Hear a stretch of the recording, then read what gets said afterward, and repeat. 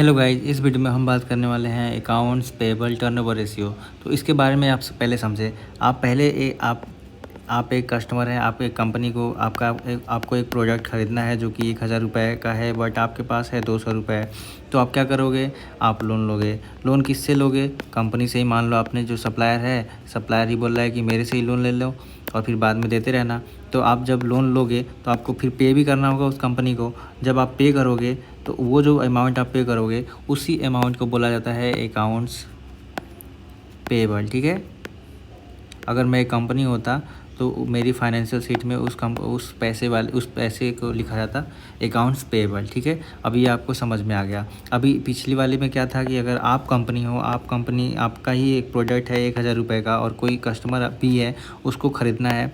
तो उस समय मान लो उसके पास 200 रुपये हैं, तो 800 रुपये की कमी पड़ रही थी और वो 800 रुपये आपने क्रेडिट दे दिया था उसको। और फिर वो कस्टमर जब आपको दे रहा था तो उसको जब हम बोल रहे थे तो उसको लिख रहे थे अकाउंट्स रिसीवेबल्स। ठीक है, अकाउंट रिसीवेबल्स। और अभी हमको देना है कस्टमर को या किसी और को, तो उसको बोला जा रहा है अकाउंट्स पेएबल। ठीक है, हमें पे करना है। सो ये आपको क्लियर हो गया। अब बात करते हैं उसका फार्मूला का। जो अकाउंट्स पेएबल टर्नओवर होता है, अकाउंट्स पेएबल टर्नओवर हो गया, वो जो होगा वो होगा आपके पास परचेजेस, इन्वेंट्री को ख़रीदने में जितना परचेज लगा या जो प्रोडक्ट है आपको ख़रीदने में जितना परचेज लगा, जितना पैसे लगा, अपॉन एवरेज अकाउंट्स पेएबल्स। ठीक है। अब ये जो परचेज होता है ये आपको दिया नहीं रहता है, इसको निकालना पड़ता है। ये कैसे निकालना पड़ता है? मान लो आपने बिगिनिंग ऑफ द ईयर, मान लो आपने मई 2024 से मई 2025 का एनालिसिस कर रहे हैं। जब इस एंड में जब मई 2024 की शुरुआत हुई थी, उस समय आपके पास कुछ इन्वेंट्री होगी। ठीक है, जिसको हम लोग बोलेंगे स्टार्टिंग इन्वेंट्री। ठीक। उसके बाद आपने क्या किया? आपने कुछ ख़रीदा। ठीक है, मतलब आपने क्या किया? एडिशन ऑफ इन्वेंट्री किया। ठीक, एडिशन ऑफ इन्वेंट्री किया। इसी एडिशन ऑफ इन्वेंट्री को हम बोलते हैं क्या? परचेजेस। ठीक है। और एंड ऑफ द ईयर में क्या हो रहा है आपके पास कुछ एंड इन्वेंटरी होगी। और ये एंड इन्वेंटरी प्लस, मतलब इसका एक फार्मूला होता है जो कि होता है starting inventory plus addition of inventory is equal to cost of inventory sold plus end inventory.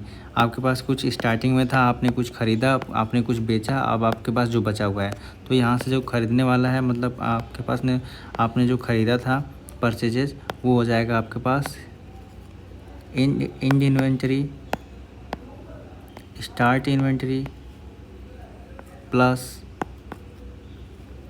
Cost of good sold. ठीक है। तो यहाँ से आपके पास परचेजेस निकल गया। अब आपको एक समझा देता हूँ एक एग्जांपल से।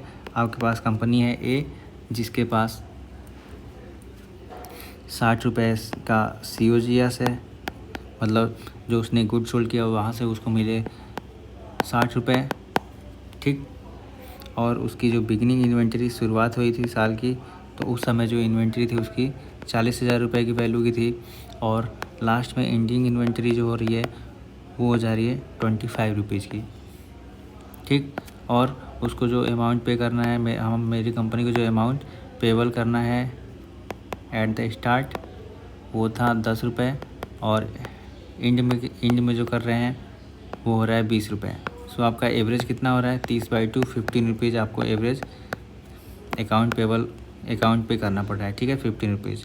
और यहाँ पे बिगिनिंग इन्वेंट्री आपके पास 40 रुपये थी, एंड वाली थी 25 रुपीज़ और COGS हुआ 60 रुपीज़। तो यहाँ से आप जब परचेजेस निकालोगे तो परचेजेस आएगा and minus beginning plus COGS, जो आके हो जाएगा 60 + 25 - 40, जो कि होगा 20 + 25 45। ठीक है।